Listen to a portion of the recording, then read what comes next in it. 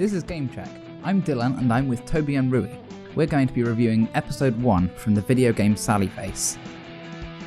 Now we hand over to Rui, who is going to introduce the game. Hi, this is Rui. Sallyface is a puzzle adventure game. You play a 15-year-old boy who's trying to solve a murder mystery. It's kind of like a point and click game, except there's no pointing and clicking. It's a side-scroller in an apartment building. The environment is compact with not many places to go, even though it seems quite open. There's a set order in which you have to do things to solve the mystery. It's one of those games with a small environment where you have to go back and forth to complete all the objectives. So things that weren't unlockable previously will unlock when you complete a series of challenges. With all this being said, do you think it's a Metroidvania? We don't think it is. What are your thoughts? Tell us in the comments down below. The controls are simple and easy to pick up, but there's a few odd keys, like Q for inventory, and F for interacting with things and people. Hello! Oh, hello, it's Toby. Actually, there's quite a bit of comedy in this game, but mostly a pretty dark atmosphere. Actually, it doesn't really fit into any single genre. Even though there's a couple of jump scares, it's more mystery and suspense than horror. Although it is firmly rooted in real-life issues, it has a grimly distinctive cartoonish art style.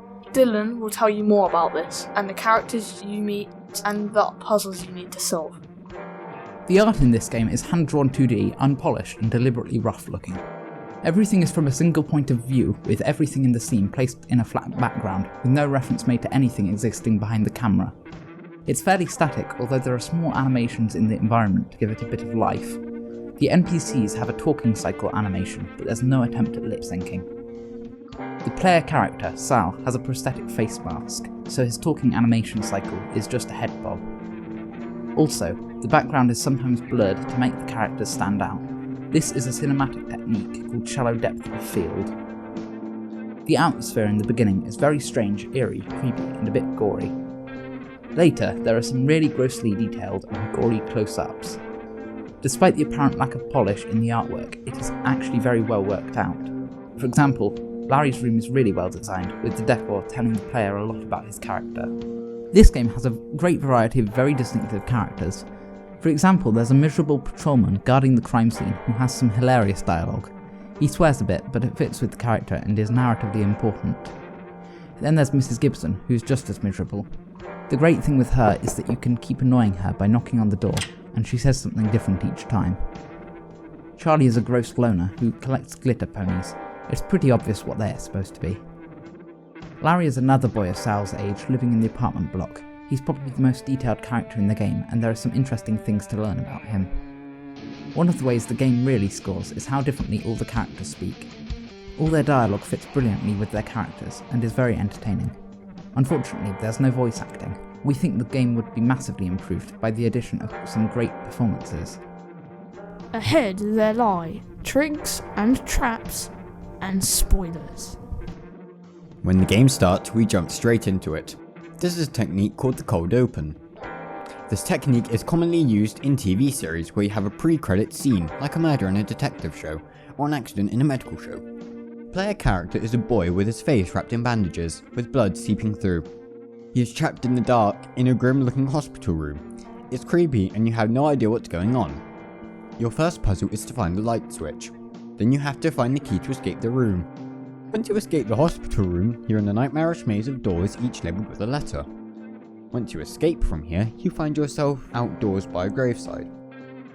You climb into the grave and find yourself in a morgue.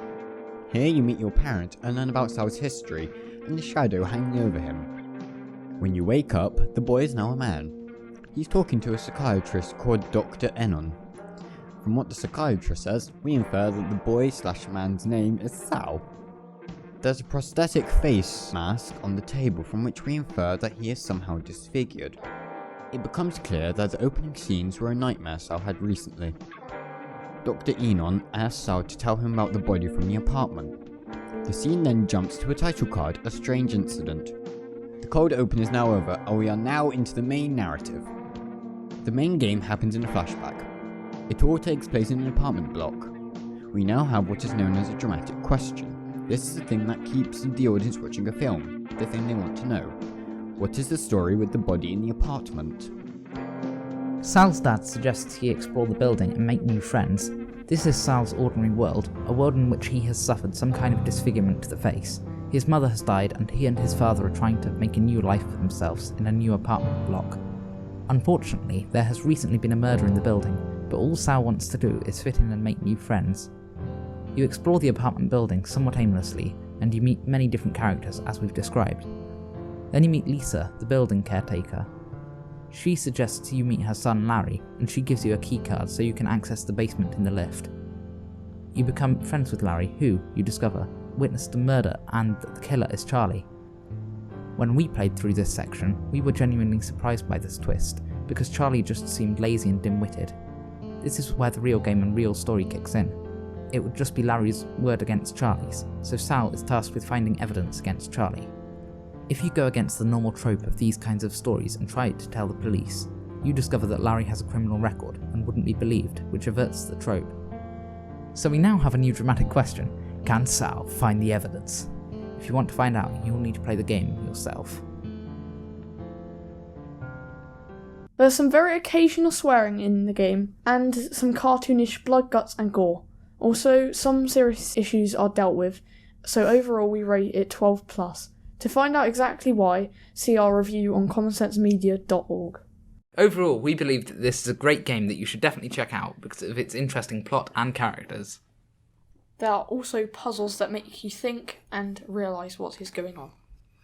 And the storyline is gripping, taking you from past to present and back to past again.